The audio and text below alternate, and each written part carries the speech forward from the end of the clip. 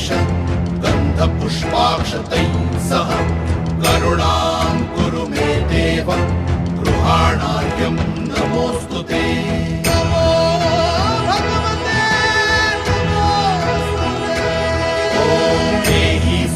सहस्रांशो तेजो राशे जगत्पते अनुकम्पय मां भक्त्या गृहाणार्घ्यं नमोऽस्तु ते।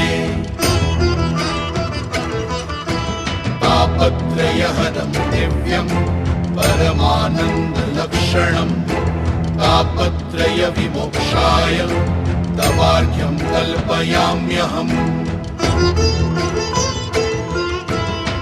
नमो भगवते तुभ्यं नमस्ते जातवेदसे दत्तमर्घ्यं मया भानो त्वं गृहाण नमोऽस्तु ते।